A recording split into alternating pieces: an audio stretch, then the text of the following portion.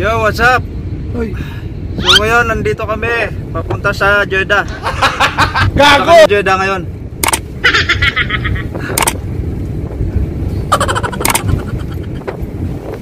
Sila alternator doon sa sakit. Papunta kami ng embassy mga tol. Hindi naglalaro. Anong laro sa sakyan sa akin yun? Oo, mga nareposis ng bangko. Hirap siguro sa akin yun.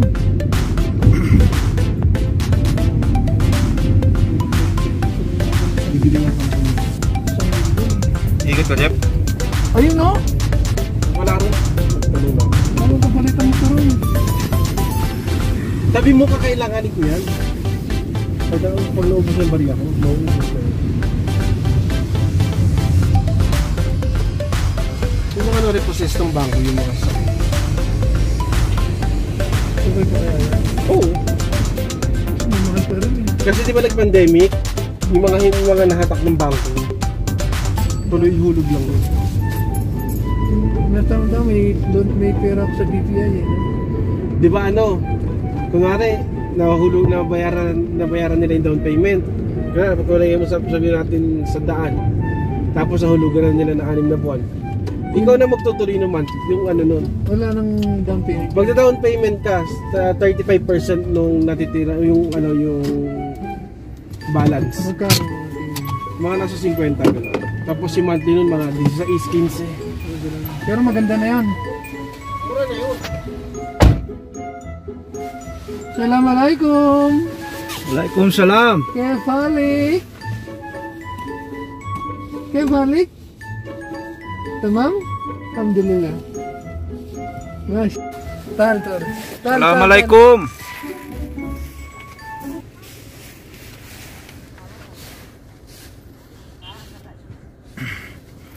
Tal.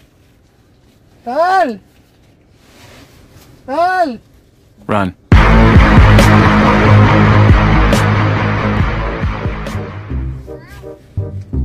Tali.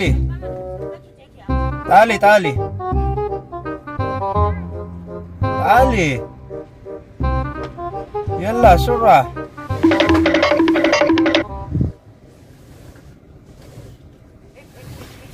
Syukran.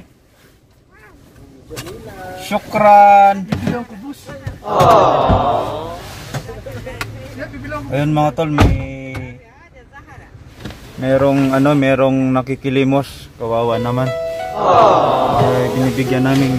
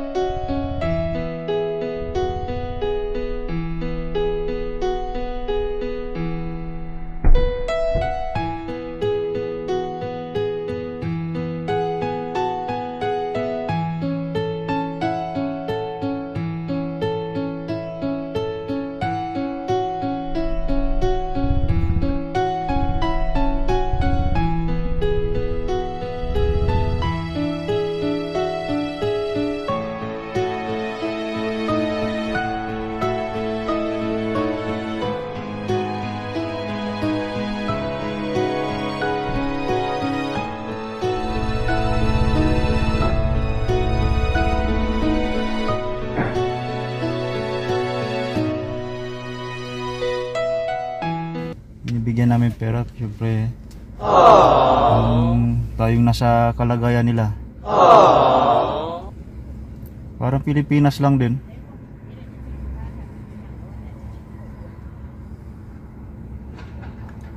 Yan yung tinatawag na kung merong mayaman, meron ding mahirap. Yan, tulad nila, kahit Saudi ito.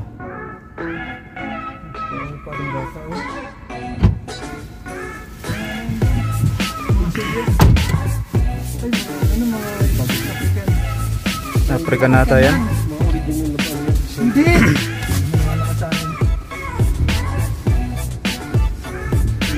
Yung bata. African nga, mga sukumang galing Sudan yung tumataka. Pero ano din yan sila, no? Yung magaling din sa Arabic yung mga Afrikano. Lahat ng Muslim country, Arabic ang salita. Pero iba yung Iba-iba lang original yung- Saudi talaga. Kumbaga para din pa sa English, yung di ba yung mga British accent, iba-iba yung accent nila. Hmm. May mga accent lang sila sa salita. Mga pagkain nun, no? Ayun, no? Napakasarap niyan, kubos. Ano po, malaking pita bread. Tapos mamaya kape. Ay, nako. Bango. Ano ba, Jeff? Ito yung binibili ko pag... Akala ko, ano ba GPT nasa Kumbaga sa Pilipinas, Mike, anong tawag dyan? Alam mo yung tahina, saka yung tahina, saka yung hamus. Eh, ano, natutunan ko itong kumain sa Lebanon. Mga Lebanese. Kumain sa Lebanese. Lebanese malalaki sahod dito, alam mo bakit? Ang magagaling mag-French ng Lebanese. Ano ba, ang galing ano eh. Lebanese, magaling mag ano. Poultry. Multilingual ang mga Lebanese. English, Arabic, Nakuha, French. nakuha ko yung ano nila, yung mga ingredient at yung mga French food. Pinagagawa niya ako ng bago. Sabi ko yung magagawa ko. Ayun pa niya yung mga kapatid. Kapatid niya, isa. Ayaw maniwala. Pati sabi ko, gagawa ka ng mga Ngayon mga tol, malapit na kami sa... Gagawa siya ng mga sauce na ano talaga yung aming, ginagawa destination. talaga yung homemade sauce. Oh no! Kasi yung binibili eh, sabi ko. Isang ganun yung ano ko eh. Tapos yung mga tart-tart na may ibabaw na strawberry. Tapos yung paggawa ng tart. Lahat pati yung nandun lahat sa bahay yung people. Salon for men and women pala to. Ha? Salon for men and women. Spa. Mahal na alam ito. Sabi ko pag nagano may balba.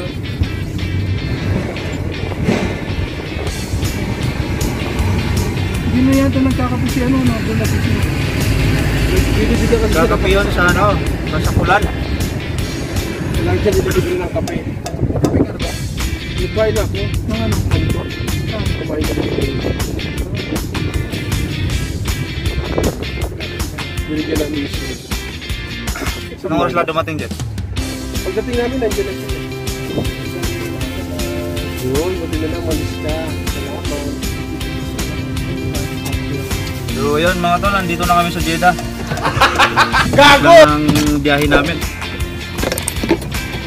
So, nandito lang muna mga tol. Salamat sa panonood.